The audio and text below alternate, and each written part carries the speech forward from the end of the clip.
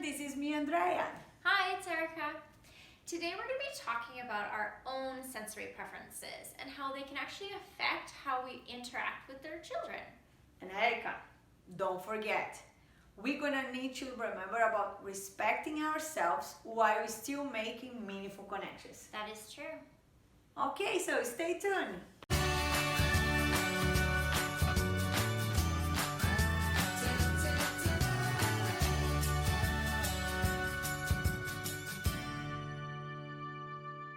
Today's episode is about understanding and respecting my sensory preferences. Andrea, do you like to listen to music? Oh yes, for sure. What about like really loud music? No. Okay, what about really loud places? Oh, okay. So once I went in a spinning class, Yeah. and then was so loud in there, the lights was like going on and off, and then the movement and was so hot in there. I was sick for 2 days. 2 whole days? Yes. So it was like totally sensory overload. Yes, it was everything at the same spot. Wow. So what do you do now? I keep going spinning classes, but not in that place. Okay. So I try to go in spinning classes where like there is no lights turning on and off, the music is not too loud, Right. the air is coming through, do you know, like more air Right. conditioners. Yeah. What about if you have a child that really loves those places? Like I'm just picturing like one of like those like kids like activity like jump to it type centers where there's kids running around everywhere and they're jumping, and what about that? I'm gonna ask for help, for sure. Right. Yeah. Because then you can like take breaks and stuff, right? Yeah, it's Going true. around. And then or I have get- somebody else even take them. Mm-hmm. And how about you, Erica? Tell me about touch. Touch. Okay. So I don't like to talk.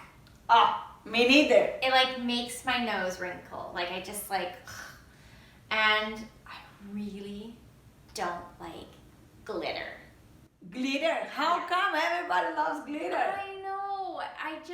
And it might not be so much about like the actual sense, like the touch, but like it's afterwards when you're cleaning it up and it's always there. Like you never get rid of it. This is true. And what do you do? Well, because kids love glitter, and Yeah. I mean, I know you For do. sure. I love glitter too. Right? I need to respect myself, but I also want to follow the child's lead. So we take it outside. Oh, this is a very good idea, Erica. Because the cleanup is a lot different, right? You don't have to do so much cleanup, and I feel like you're not then having so much left over on you. And something else that maybe you could do it Mhm. is if you're doing arts or crafts, you Yeah. can have like a box Yeah. and then do the craft inside of a box. Only inside. And how about smell? Smell? Okay. I don't know about you or you guys at home. I cannot go past the perfume counselors. Me neither. It's like instant headache for me. Whoa. What about you? The same. So what do you do, Erica, then? Well, if I'm like in the mall in those situations, I avoid those spaces because I can.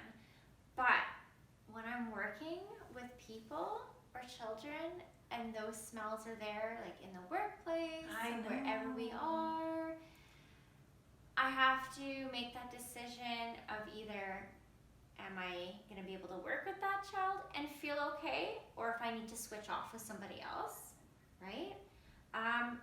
Or even by like sending notes home. Oh, it's a good idea about like Right. scent free, right?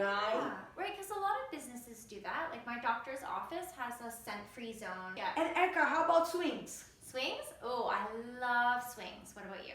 No swings. No? Just the back and forth motion? Get dizzy. Really? Oh yes. Oh, okay, well what do you do at the park then? So I can push the kids a little bit, Yeah. but once that I start like following the kids going back and forth, Yeah, I know that I'm gonna get dizzy. right. So I just step back and I say to the kids, just 3 pushes for today, and like 3 pushes and like all done, ask Right. somebody else. That's a great idea, Yes. right? That's a great idea. For me at the park, it's the spinning around. So like Ah. the merry-go-round,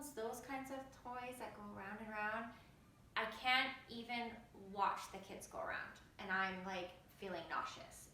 That makes me dizzy. And what do you do?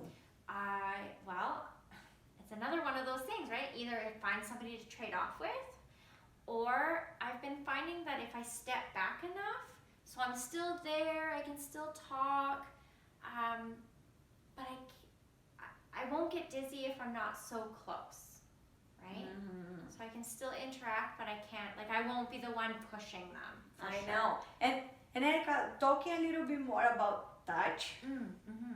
So, for example, for me, is cornstarch. Cornstarch. Yeah, it's too dry. Everything that is too dry, I cannot touch. Really? And then What do you do about baking?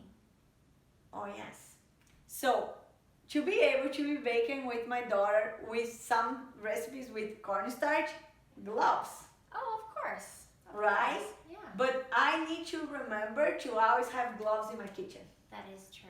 It's like part of your grocery list with that kind of Yeah, stuff, so right? I need to plan a little bit ahead and okay, I'm gonna cook this and I need to work. And that's good because then you're still respecting your sensory preferences and you're still making those connections with your daughter, right? You're I having know. that balance. Erica, and I have a question for our friends at home. Oh.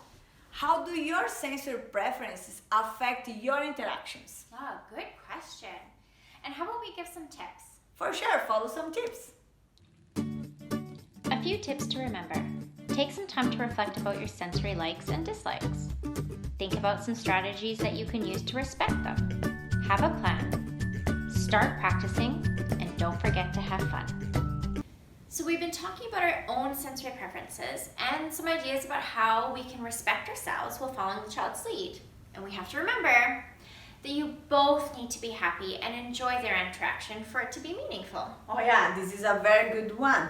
And if you enjoy our video today, don't forget to leave your comment below, subscribe, and give us a like. Bye! Bye!